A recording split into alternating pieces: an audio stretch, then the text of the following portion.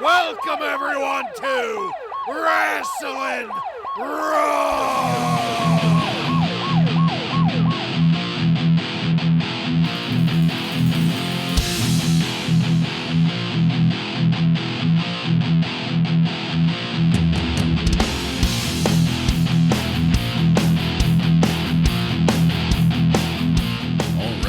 Listening to Wrasslin Raw, the podcast that takes you back to when the World Wrestling Federation developed a little bit of an attitude. Thank you for joining us. You're here with Ryan Arico. But this hole's too short for the Undertaker. Joe Giammatteo. I love when men beg for my attention. I'm the one and only Jason Bartlett, and we're going to examine WWE history, one episode of Raw at a time. In this episode of Wrasslin Raw, we're going to be talking about the Raw that aired on October 7th, 1996. This Raw was recorded at the Hershey Park Arena in Hershey, Pennsylvania, and features Kevin Kelly, Jim Ross, and Jerry the King Lawler on commentary. Are you guys ready? I'm ready. Ready. All right, then. Let's get into it. We're going to start things off right tonight with a Todd Petting Zoo voiceover. The monstrous Vader wants Shawn's title. Marlena and Goldust will be facing a man who's lost his mind and isn't really looking for it. And stop the music. We'll get an inside look at the ongoing, quote-unquote, real Double J scandal. Jim Ross is supposed to be here somewhere. Kevin Kelly just doesn't know. And we go into our first match of the night. Marc Mero with Sable defeats Fake Diesel by disqualification in 8 minutes and 15 seconds. And here is where Jim Ross has been hiding. He comes out through the entryway like he's Fiesel's manager, almost, but then quickly joins commentary. And oh yeah, I forgot, Marc Mero is the Intercontinental Champion. How about that? It means absolutely nothing around Marc Mero's waist. And there was nothing appealing about Mero in the ring. We've said it before, so I'm not going to harp on it, but that title around his waist just hasn't improved his skill set at all. He hasn't put any of that Lou Gehrig fortitude into training. Commentary was immediately tedious because there's some kind of investigation involving JR, and the Clintons get name-dropped in that. I'm sure it's the last time we'll hear about it over the course of the night, but Red-Ass JR continued to go on about this fake angle. We got a split screen with Fake Razor, where Fake Razor does a disgusting job of imitating Razor Ramon, the actual real Razor Ramon. JR called the mild man a magnificent athlete right before Mero was barely able to hit a Hurricane Rana on Fake Diesel. Fake Razor came out to ringside where Mero decided to suicide plancha him for no reason whatsoever, other than maybe to draw Razor into the match, which that does. Obviously, Razor is there to draw the DQ win for Mero. Fake Diesel and Fake Razor take turns beating on Mero for a minute. Sable was up on the ring screaming bloody murder, while Mero takes the same kind of moves he would have taken in a normal match, and wouldn't have elicited such screaming. And despite Mero getting the victory, Diesel's music plays as we leave this segment. Joe, this made me think of our conversation last week. I would have changed the channel over to WCW within the first 10 minutes of this episode, and that is entirely because of this angle and this match. What did you think about our show opener? Yeah, I agree. I'm flipping over to Nitro right away. I mean, this is how they start the show. It's pretty crazy, knowing that they're in a war with the competition. And I thought, oh, at least Jim Ross is with Fake Diesel and not on commentary, but nope, just kidding. He's going to join commentary. To argue. Yeah. I mean, like you said, he walks out with Diesel as if he's his manager, but he just goes to the commentary table. So, yeah, that was ruined.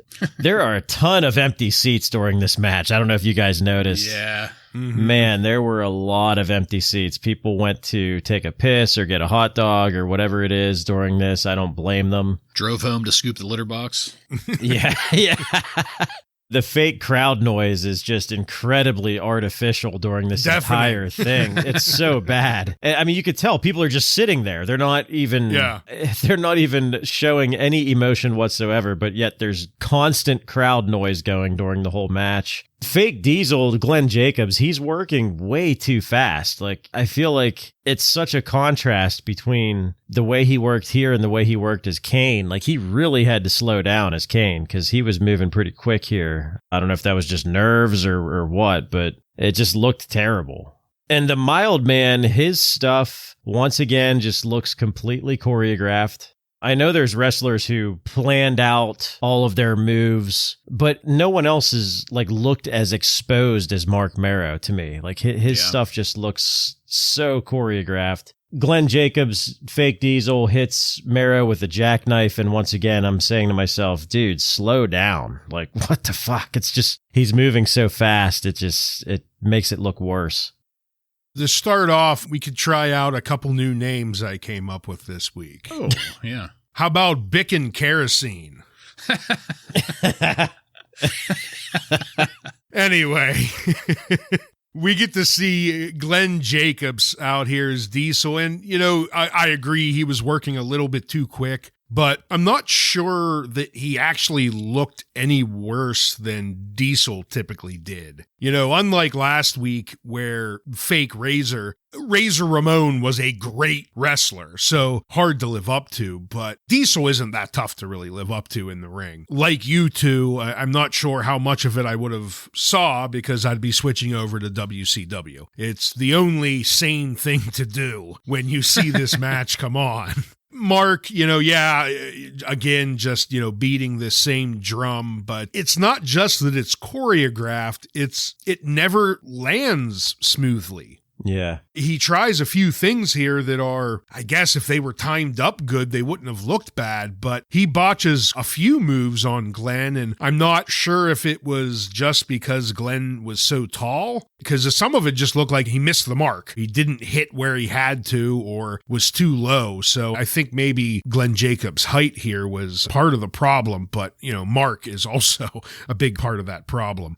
And then it disqualification, as we kind of expected out of the fake Diesel and fake Razor. I think that's probably how most of their matches are going to go from what we're seeing here. But yeah, bad stuff to start off for sure.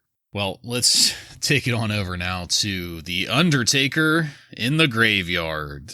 Taker is digging a hole, and Undertaker wants to fill it with mankind's rotting, maggot-infested carcass. It's disgusting.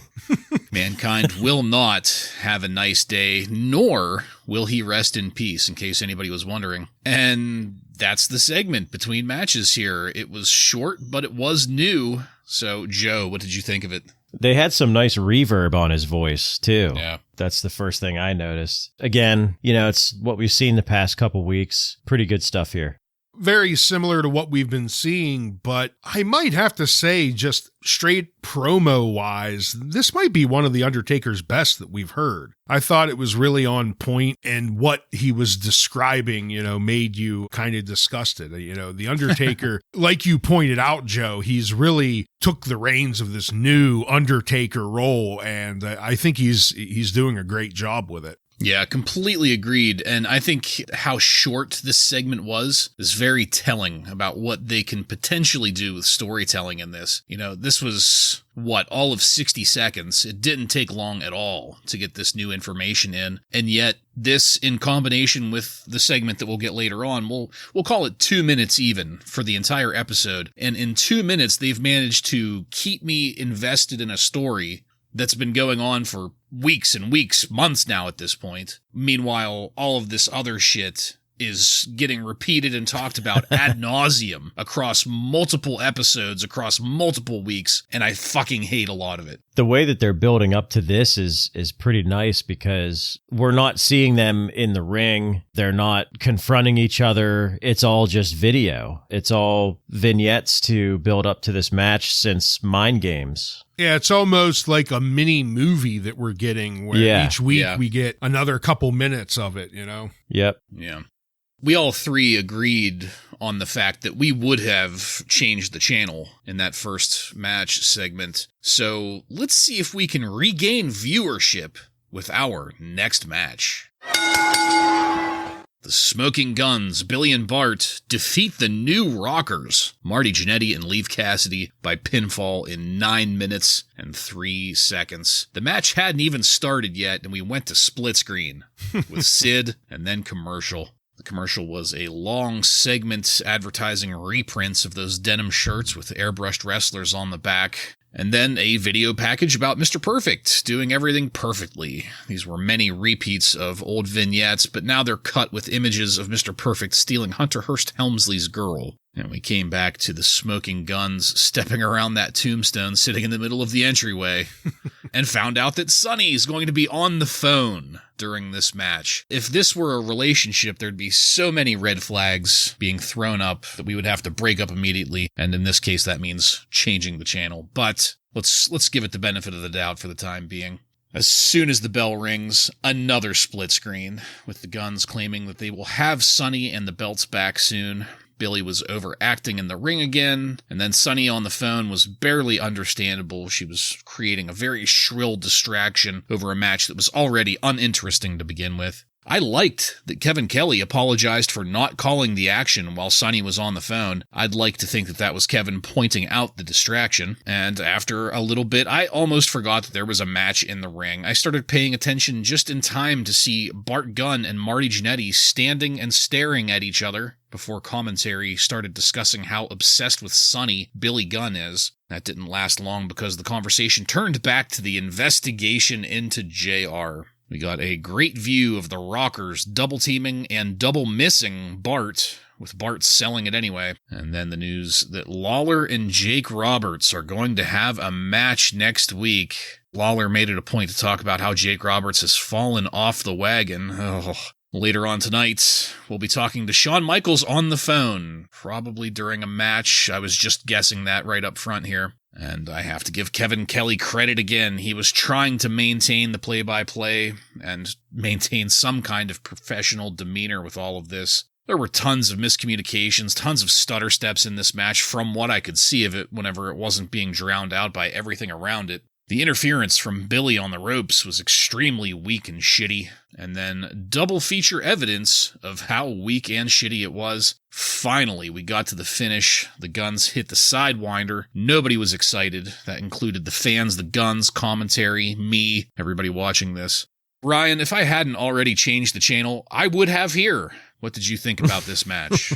Well, I mean, I think you know what I'm going to say. This is a tag team match, Yeah. so we're not going to pay attention to it. And they stick with that right from the start with Sonny talking on the phone over the entire match. And we just lead into the match that way. And we continue to hear her, like you said, just kind of screech over top of the match for a few minutes. I mean, and that's not the only distraction. We talk about the investigation with JR. We have more drunk jokes about Jake the Snake. The King even pulls in John Daly, making fun of his drinking problems. The only thing I'll pull out of this, I don't know if in between all the distractions you were able to focus on the match for a moment when Al Snow was in there or Leif Cassidy. He's getting better. He's getting better in the ring, and he is starting to look like the Al Snow that we remember. It looked like he's starting to tone down the straight-up goofiness and kind of add a little bit more of the, I guess, aggressive derangedness that Al Snow would have. And he's starting to look more like the Al Snow that I remember in the ring. So that's one little tidbit that I was able to pull out of this horrendous match. Again, not necessarily the fault of the two teams, just the whole circus that was around this match distracted from anything that these two teams could have tried to do with each other. Another unfortunate ignoring of a tag team match. Yeah, there's a lot going on here that is not the match. There's, like you mentioned, the Sid interview. Didn't they quickly go to Jesse James singing in a studio, too? Oh, 13 times tonight they showed that little clip. And every time they did, for some reason, I thought of the song The Pot by Tool, when he would be like singing a cappella. Yeah. There's that. There's the Bret Hart and Shawn Michaels jean jackets. Like, is Bret? I thought Bret Hart was maybe going to retire. Like, what's the deal there? You know? That's why they got to get rid of these. Mr. Perfect stuff. I mean, there's just Mr. Perfect stuff from like fucking, 6-7 years ago. Yeah.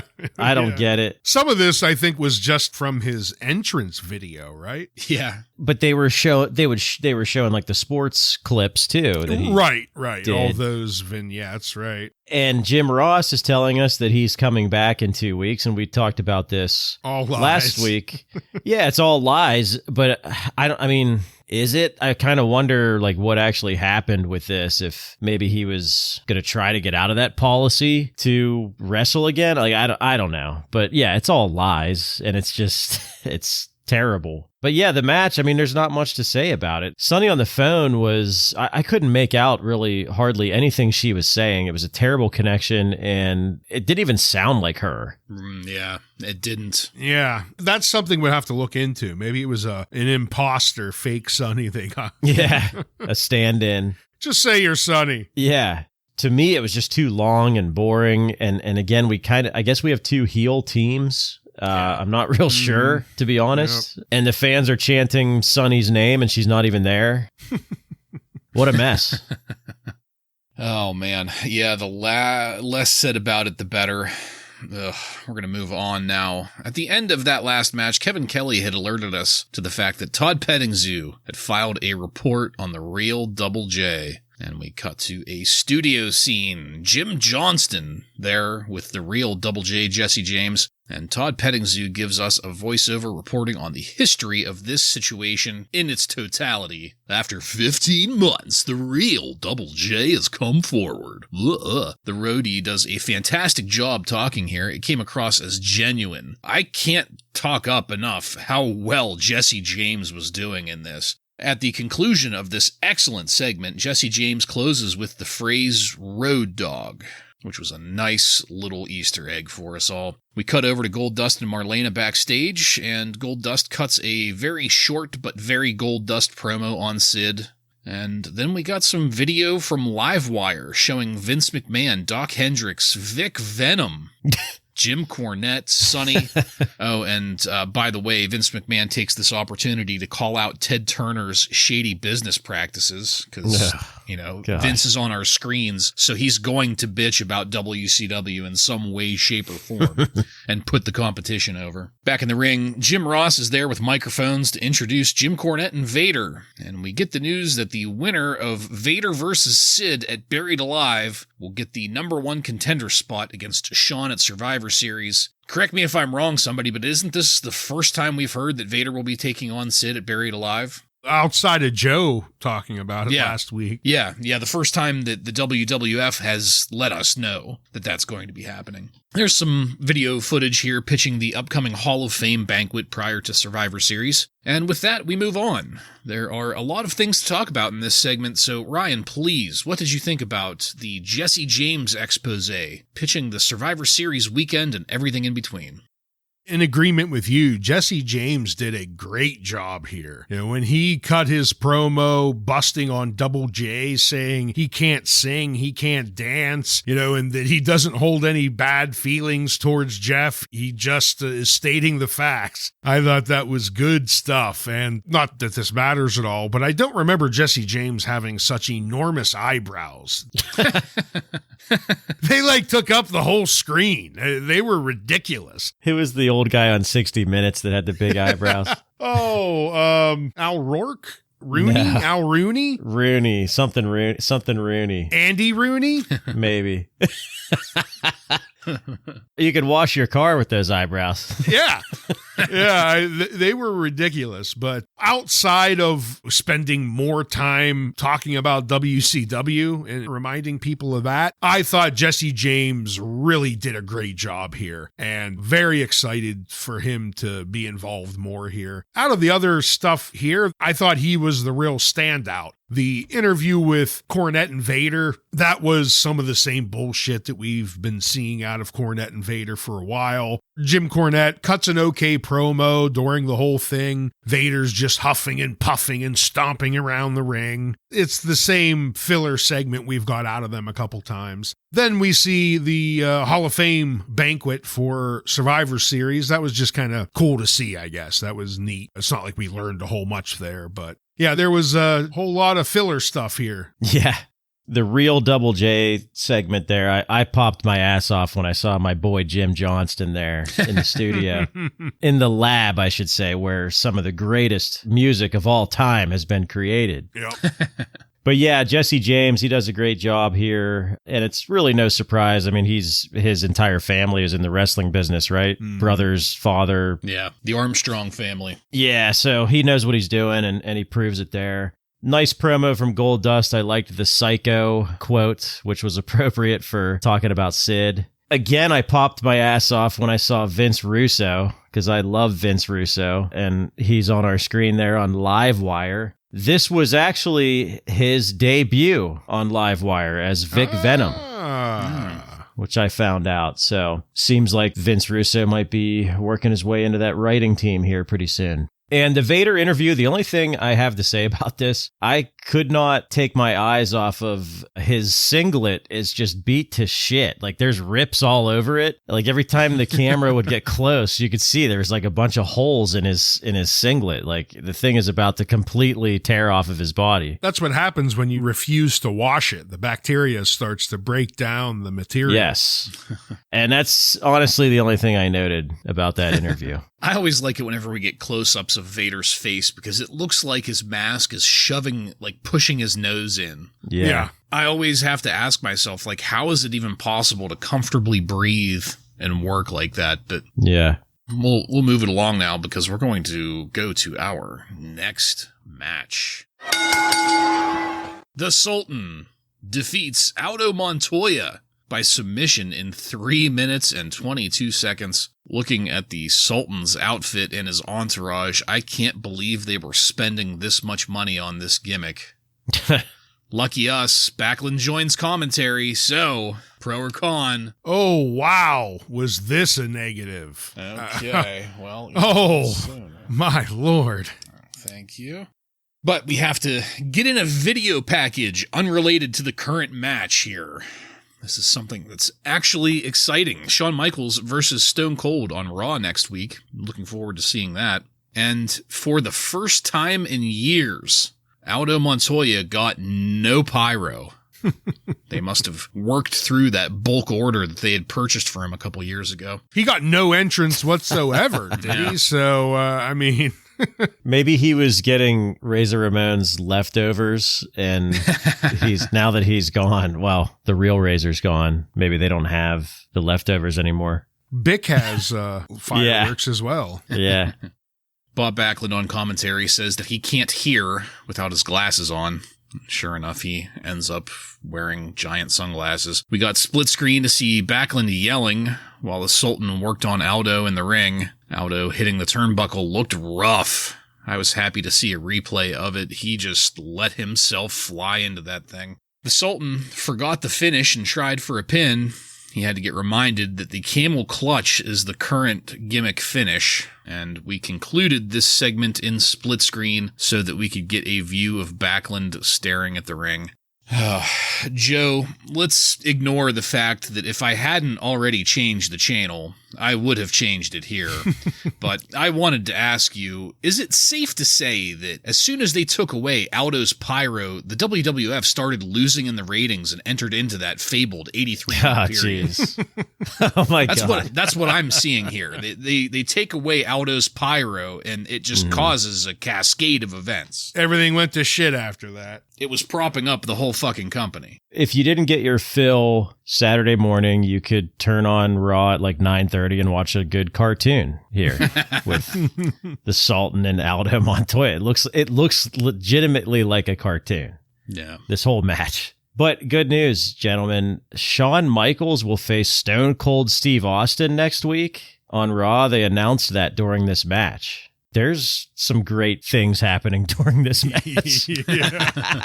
That announcement and a sign behind the commentary table that says, "Sonny, wrestle me." I love that. But this Bob Backlund stuff just kind of, I mean, it just made it worse. You know, the match itself is bad enough. And then we get Bob Backlund. And I really hate this mid-90s crazy Bob Backlund gimmick. But I guess I can kind of understand if some people liked it. Like, I guess I can kind of understand that. But I hated it. And I still do. But yeah, this match, if anyone was to argue whether Aldo Montoya is a jobber, just watch this episode of Raw and you have your answer. Yeah. To start this off, that was my first note was, if I didn't already give him Jobber of the Week, my Lord, would I have given it to him tonight. I mean, full jobber treatment, no intro, no pyro, and he just gets manhandled by the Sultan the entire match. Just fucking tossed from post to post and then gets squashed at the end. It's sandwiched in between is this terrible interaction with Bob Backlund. The King has done and said some stuff that has really angered us over the years, but I think it takes the cake tonight. He told everyone at the table to shut up and listen to Bob Backlund. And Bob Backlund says, I can't hear without my glasses on.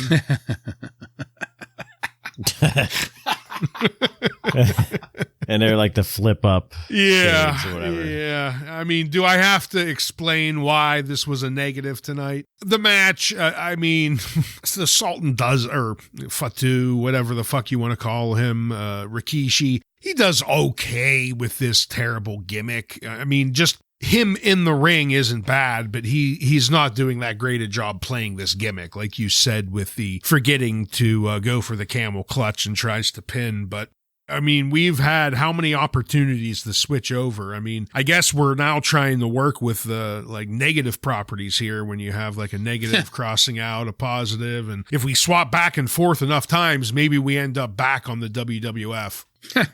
3 matches so far tonight and 3 times that I would have changed the channel. And just for context, I want to throw this out there to you guys. And I'm not saying this is a point of pride. In fact, I'm a little bit ashamed of this, but I'm going to admit it anyway. Bob Backlund was the only entertaining thing for me in this match. Just let that sink in for a minute. I was going to say, just a moment of silence, please. Well, we're going to move it past there to Mankind in the graveyard with Paul Bearer, a shining light in this murky torrent of shit that is this episode so far. I loved Paul Bearer here, and this angle with Mankind has made him just so much more animated and entertaining and really given the character new life. I know we've mentioned it before, but I can't help but mention it again. Mankind, too, acting terrified of being full of maggots. That was pretty great. But again, you know, a short segment, all new info. Joe, what did you think? I thought it was disgusting. I mean, when they talk about maggots eating flesh, I'm just like, oh my God, that's disgusting. That's it. I really enjoyed it. Obviously, I used it as my intro quote here. That was my favorite part when he jumped in the hole and laid down in it and said to Paul Bearer, the hole is too short for the Undertaker. Just a really great realization from him, you know, holy shit, it's not even dug for him, you know? Yeah, these are great short stuff, but man, every time they come up, they're golden. They're doing a great job with this. Yeah, completely agreed. All right, well, things are moving along quickly here. Let's go into our final match of the night. Psycho Sid defeats Goldust with Marlena by pinfall in 3 minutes and 37 seconds. Goldust comes out, but we can't take a look at that. We have to go to the PlayStation Slam of the Week. That's putting over the Perfect Plex in a match that we'll never get to see. Slam of the Week? This week? Yeah, it's a bunch of slams that have happened in the past and that we'll never see again in the future. It was kind of creepy to see the fans like swiping at Marlena when we came back. I was going to say that. these Hershey fans are pretty grabby with her and Sable earlier. Like they were grabbing at her too. Yeah. But the crowd had their biggest pop of the night for Sid. Sid loved it. The crowd loved it. I loved it. And commentary was waiting for the match to get started. before getting Shawn Michaels on the phone. That was good to know. And by that, I mean they clearly flat out told us they were waiting for the match to get started before getting somebody on the phone. Things get started, and it's immediately awkward here in the ring. Sid milks the crowd a little too long at one point and then misses an atomic drop. Great start to the match as we went into Shawn Michaels on the phone. That was fine. I mean, there wasn't really anything wrong with it, any more wrong than what we usually get when somebody is on the phone during a match. 3-minute and 37-second match here. Not a whole lot to talk about, so this is going to be short. One of the highlights that I had, Marlena gave Sid a shotgun inhale of her cigar, which I thought was a nice touch. It would have been more impressive if the puff had been bigger, but still, it was creative, it was new. And then Jim Cornette came down to join commentary. That was just in time to go to commercial again. I loved Sid yelling, "Go!" to Goldust to tell him when to jump into the chokeslam. We got a split screen for Sid's powerbomb. Good to know that we don't need to pay attention to it. And Vader coming into the ring to attack Sid at the end of this. Sid no-selling the splash from Vader. Sid barely able to get Vader up for a chokeslam. The officials didn't even need to pull anyone apart because the monstrous Vader was running away as we faded to black. Ryan, this was pretty much on par for the rest of the episode. What did you think of this match and the way that Raw ended tonight? Yeah, I mean, on par, but maybe the only match that it wouldn't have forced me to change the channel. I mean, it wasn't great at all. But with what we had tonight, with everything like we talked about, every match would say, what's WCW up to? This one, maybe you would have just ignored and like looked at your, well, back in 96, you wouldn't look at your phone, but you know what I mean. It was just kind of a run-of-the-mill mediocre match, not just horrendous. I mean, we get the same interruptions that we've been getting in just about every match. Shawn Michaels on the phone during this one, so definitely could have done without that. Once Cornette came down, you knew things were probably going to go sideways, and they do, I guess. Vader comes down for a moment and until Sid just no-sells it, and the crowd did love it, though. My lord, you know, this empty crowd did get on their feet for Sid for this match. You know, I don't know how much the noise was pumped in, but you could see that the fans were getting up and they loved this okay choke slam from Sid onto Vader. It was a little disappointing to have to see Goldust get jobbed out like he did here, because he had no chance in this match. Every point of it was just Sid pretty much kicking his ass. So that was upsetting to see. Yeah, let's give it up for Marlena. She has it all on display tonight. She's looking roll tide, as Conrad would say. I like how JR, so Goldust with his perverted antics that he does, JR refers to them as theatrics. I love that. Well, if it wasn't for his theatrics, he'd be winning this match. So that's funny, but I don't know. I mean, this is kind of what you would expect out of Sid. I guess they kind of have to be careful with where they're booking Sid right now, because he can't really do much, you know, but he's also like way over. It is sort of like the Ultimate Warrior, but obviously a totally different vibe. Yeah. He's going to have this match with Vader, and I mean, are they just going to like no-sell each other the whole time? Like, because he completely did that. Vader hits him from the second rope there, and then Sid just no-sells it like the Ultimate Warrior. Gets up and gives him the Yeah. Yeah, so are you guys excited to see that match? I am not. No. Not at all. Ryan, like you said too, it's like it's almost borderline jobbing out Goldust here, which kind of sucks, but I mean, he'll recover because he's great. Right. Yeah. But and you guys mentioned Shawn Michaels on the phone. You know, one of those low-key things about the Attitude Era that was so great later on is they get away from that shit. The clusterfuck on commentary, like later we're going to get two men on the table and that's all you need. And in the Attitude Era, I mean, the champ was there, an integral part of Raw every night. You know, not just the champ, but all of the big name superstars, they tried to get there, where here they don't really care. They don't show up at all most of the time. Yeah, it's tough when they're not live. Yeah. But they get away from it. They go to, hey, let's go to Shawn Michaels in the back before this match starts. And he'll be back there with Todd Pettingzoo or whoever and give an interview. And some of that maybe is having 2 hours where they don't feel like they have to cram stuff in during the match. Right. So, you know, it's really great that they eventually get away from that, because we see that a lot and it's never good.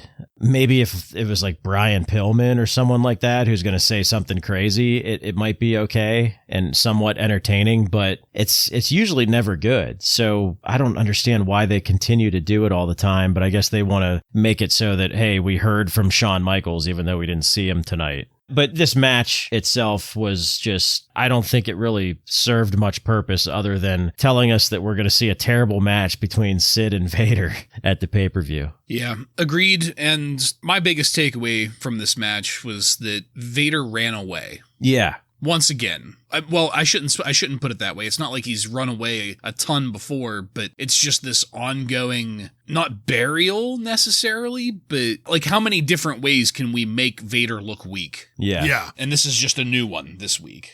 Well, as I said, that was the end of the episode, and also, as I said, this has been a short one. There hasn't really been a whole lot to talk about given the content and the quality of what we're working with, so let's move it on over now to highlights and lowlights.